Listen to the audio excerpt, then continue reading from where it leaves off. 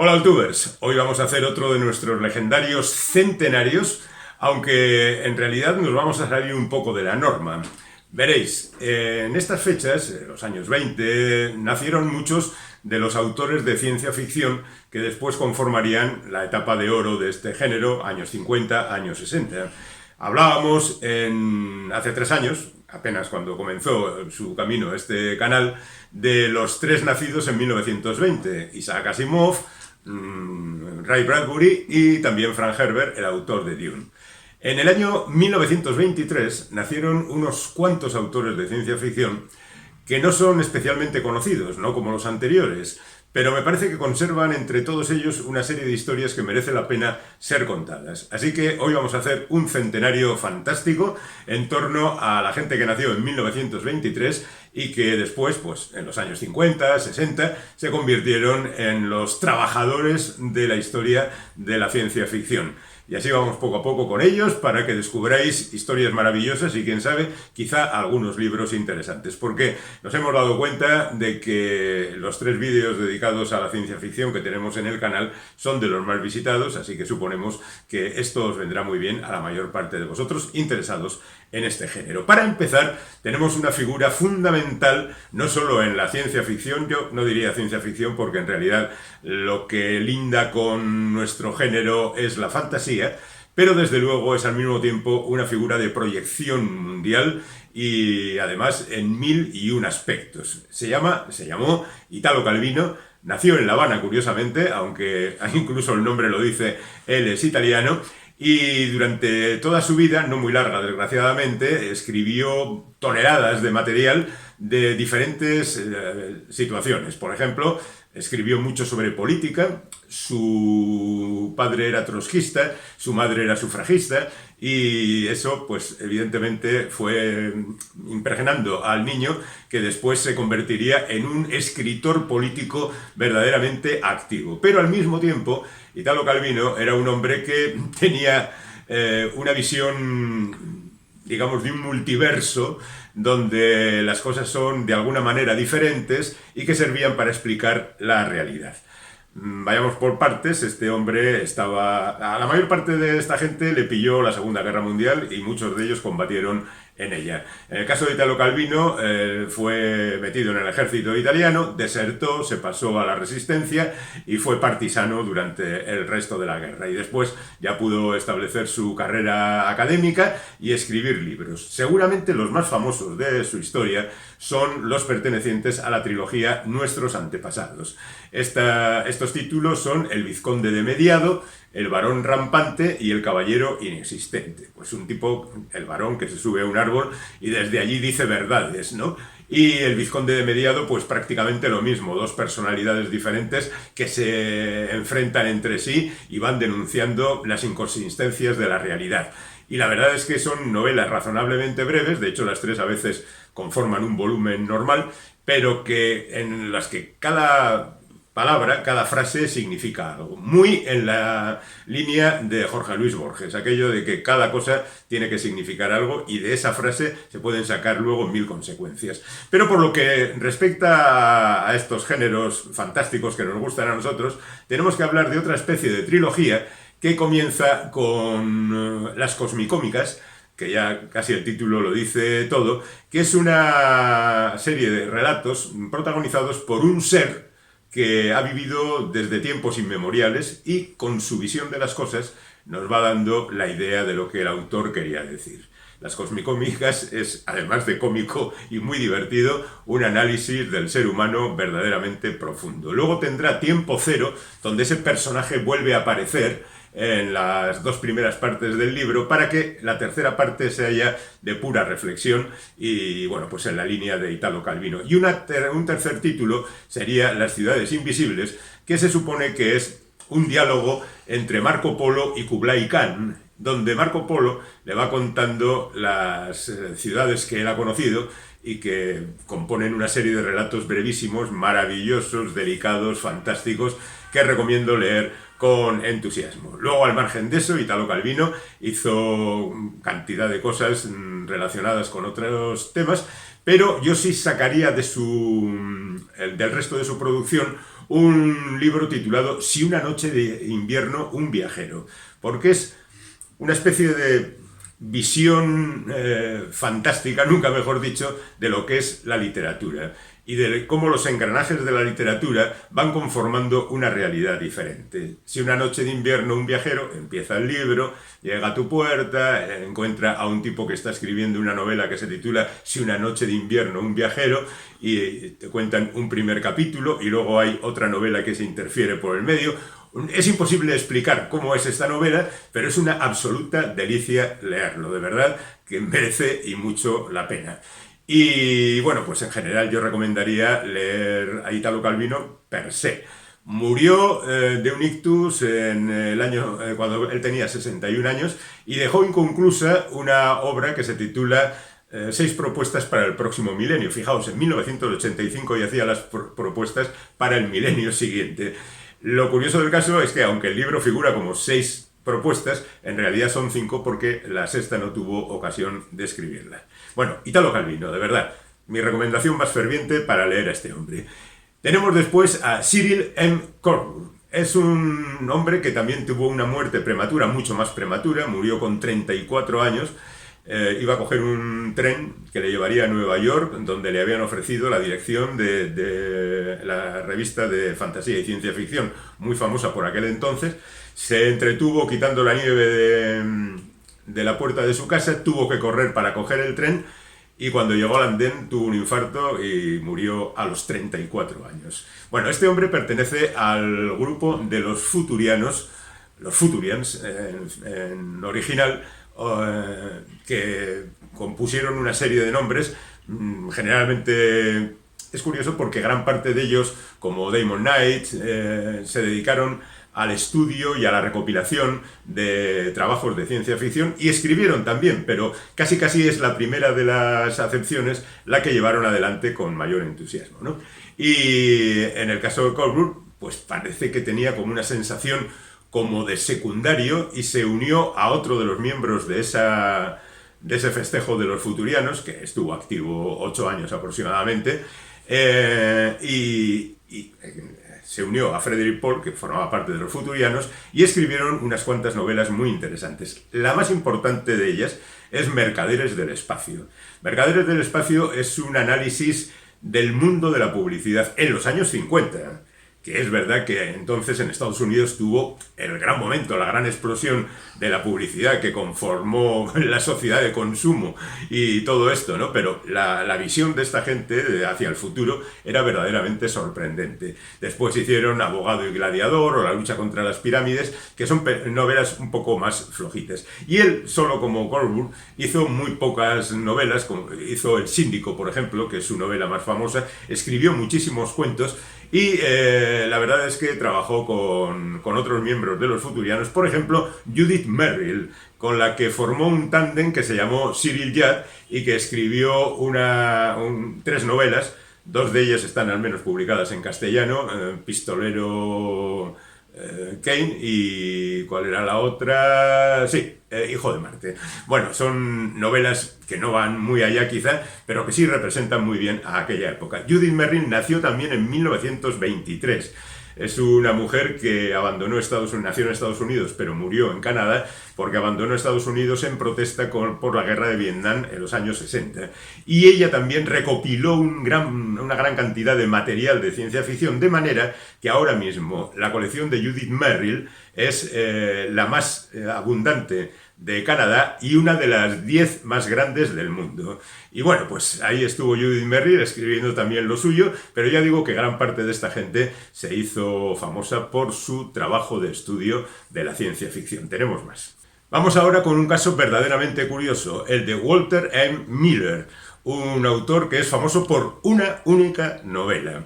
Este hombre, que escribió muchos relatos, solo publicó una novela durante su vida. Luego se publicó una secuela de esa novela. Es un hombre que tuvo serios problemas mentales, depresiones muy fuertes, y se suicidó después de la muerte de su mujer cuando tenía 72 años.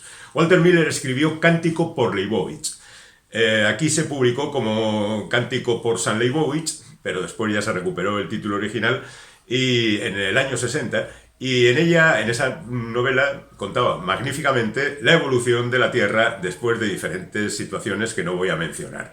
Han ocurrido desastres, catástrofes tremendas y, como ocurría en la Edad Media, el saber, la cultura, se reunía en los monasterios, de ahí lo de Leibowitz. Curiosamente, después, él había escrito otra novela que se titulaba San Leibowitz y la mujer caballo salvaje, es decir, aplicaban ahí lo de San, el San, que en la traducción al castellano habían utilizado para la primera novela.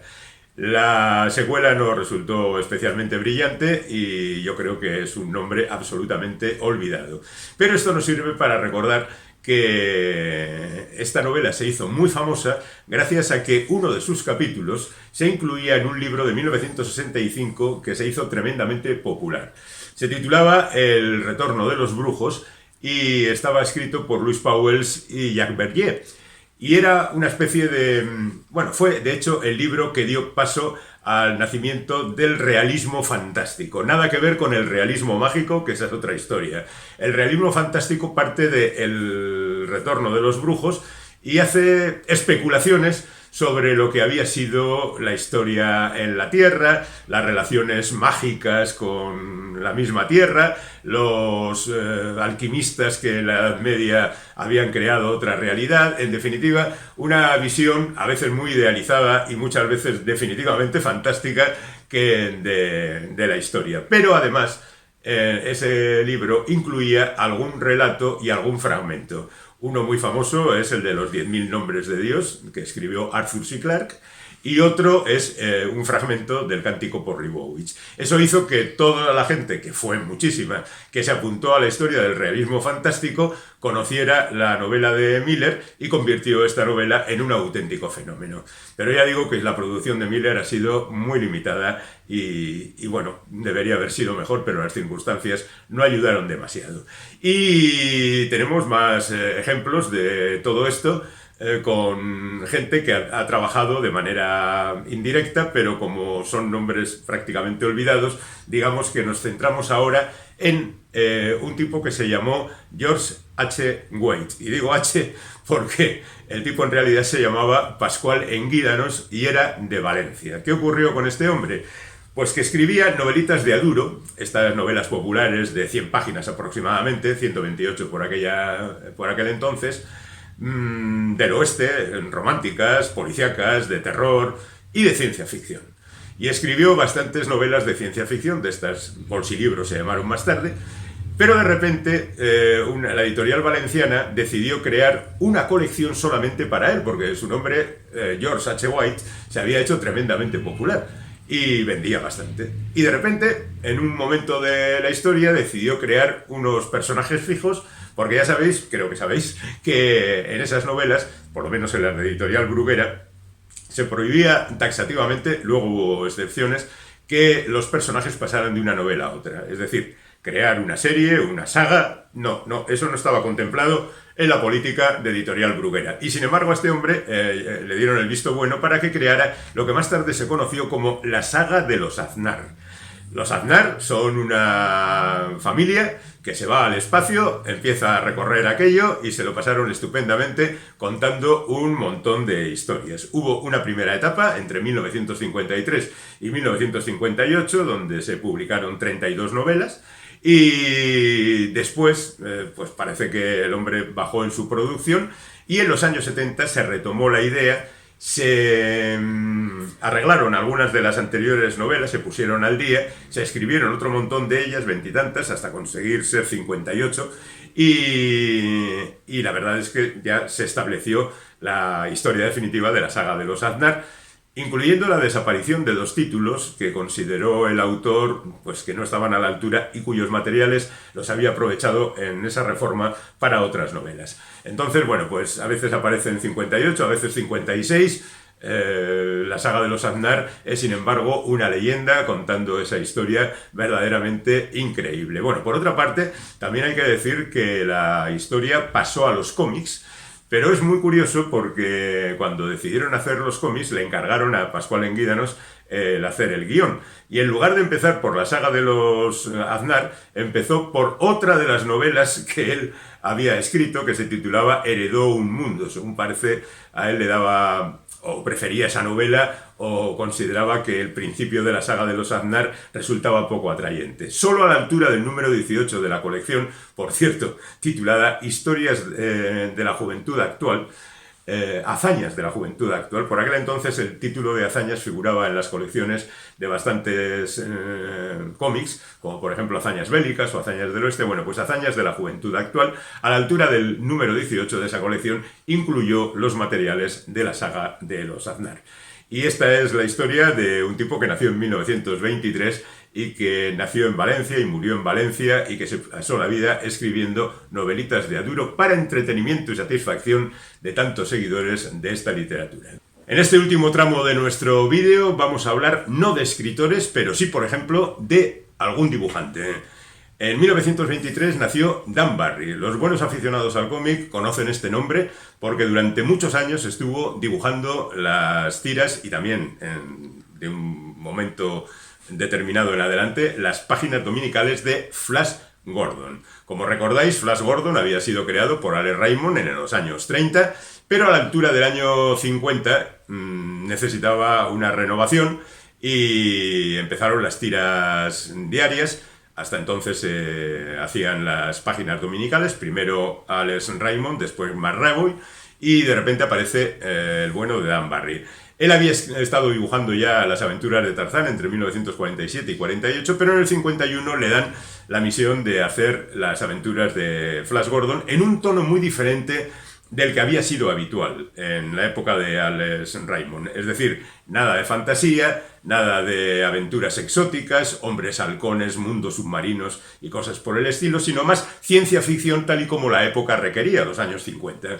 Entonces, primero con la ayuda de Harry Harrison y después con la ayuda de Julian May a los guiones, el bueno de Dan Barry compuso, sobre todo en los años 50, una verdadera odisea espacial en el terreno de la ciencia ficción, más o menos realista, en el sentido de que las cosas no ocurrían por casualidad como en la fantasía, sino que se basaban más o menos en historias científicas, y la verdad es que fue otro de los momentos de gloria de esta tira. Estuvo dibujándolas hasta el año 90, luego la serie desaparecería, pero Dan Barry ocupa el gran momento, el más largo desde luego, de la historia de Flash Gordon. Su hermano, Cy Barry, sería el dibujante durante mucho tiempo también, y a partir de principios de los años 60, del Fantasma, con guión de Lee Falk.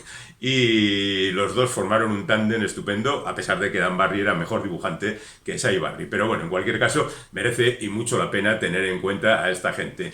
Parece ser que dejó de dibujar Flash Gordon porque decidieron bajarle el sueldo. Es verdad que en los años 90 ya los cómics no daban tanto como daban anteriormente, pero en protesta por eso se marchó y estuvo haciendo cómics de Indiana Jones y de Predator, por ejemplo, Depredador.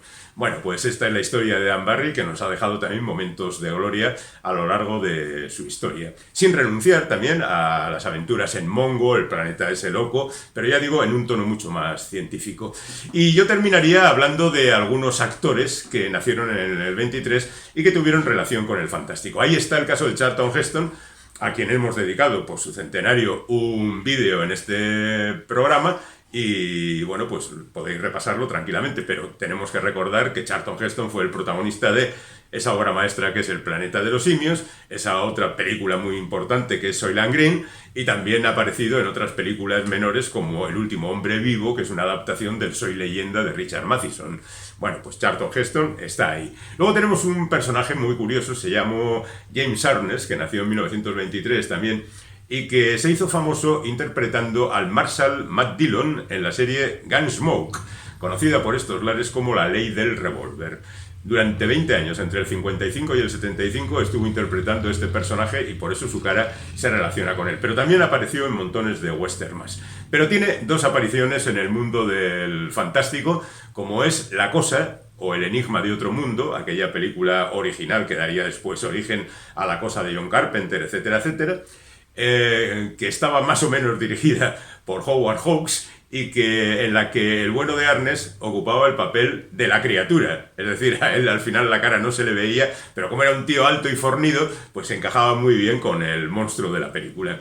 Y luego era el agente del FBI encargado de investigar unas misteriosas desapariciones que llevaban después al descubrimiento de un hormiguero de hormigas gigantes en Them, también conocida entre nosotros como la humanidad en peligro. Él, junto con el agente de policía, que había descubierto los primeros rastros de las hormigas, el científico que interpretaba a Edmund Wen y su hija, pues formaban el equipo que se enfrentaba a esos bichos. Y ya para terminar, vayamos con otro actor que nació en 1923, se llamó Cliff Robertson, y fue, por ejemplo, el presidente Kennedy en aquella revisión de su juventud en la guerra, que se llamó Patrullero PT-109, y otras muchas historias donde brilló por su buen hacer interpretativo. Una de ellas, Comando en el Mar de China, que ha aparecido mucho en los vídeos de este canal. Y tiene una relación con el mundo de la ciencia ficción porque él fue el protagonista de Charlie. Charlie es la adaptación al cine de una novela verdaderamente señera dentro de la ciencia ficción, como es Flores para Algernon, de Daniel Case. En Charlie se cuenta la historia de un hombre disminuido mentalmente que, merced a un experimento, consigue una inteligencia verdaderamente desarrollada y tremenda. Y bueno, pues la novela está magníficamente contada, escrita por Charlie, al principio de forma muy dubitativa, muy escasita, con pocos términos, con grandes errores. Poco a poco se ve el desarrollo de la inteligencia de Charlie y al final sí, alcanza una plenitud incluso mayor que la de cualquier ser humano. El problema está en que de repente Algernon, un ratón que era el precedente de su historia, demuestra que una vez llegada a esa cima empieza a descender por la otra ladera y acabará convirtiéndose en lo que antes era, un ratón, no un ratón inteligente. Y Charlie sabe efectivamente que su destino justamente es volver a su situación primigenia y la escritura empieza a deteriorarse otra vez. Bueno, la novela y el cuento en que se basa es fantástico, la película está bien y sobre todo sirvió para que Cliff Robertson consiguiera el Oscar de Hollywood. Nada menos, el que seguramente jamás había pensado en que podía conseguirlo. Con esta película lo consiguió. Y luego, para las nuevas generaciones, podemos decir que el bueno de Cliff Robertson fue el tío Ben en las películas de Spider-Man dirigidas por Sam Raimi, la primera trilogía. Es un papel muy secundario, evidentemente, pero de alguna manera, bueno, pues rinde también homenaje a este actor que incursionó en la ciencia ficción y apareció también en las películas de superhéroes. También hizo de Buzz Aldrin en uno de los astronautas que llegó a la Luna, en una película titulada Regreso a la Tierra, y fue el presidente de los Estados Unidos en aquella película titulada 2013 Rescate en Los Ángeles, es decir, la segunda del bueno de Snake Plissken, que interpretaba a Kurt Russell y que en esta ocasión tenía que rescatar al presidente de los Estados Unidos. También es una película fantástica de John Carpenter que dio muchas satisfacciones a los aficionados. Bueno, este ha sido nuestro repaso al año 1923, a la gente que nació entonces y que ha tenido relación con la ciencia ficción y la fantasía. Si os ha servido de estímulo para encontrar algunos de estos libros o estas películas, me encanta que así sean. Así que si tuviera que recomendar especialmente, yo recomendaría la lectura de Italo Calvino y el disfrute de las tiras de Flash Gordon a partir del año 51.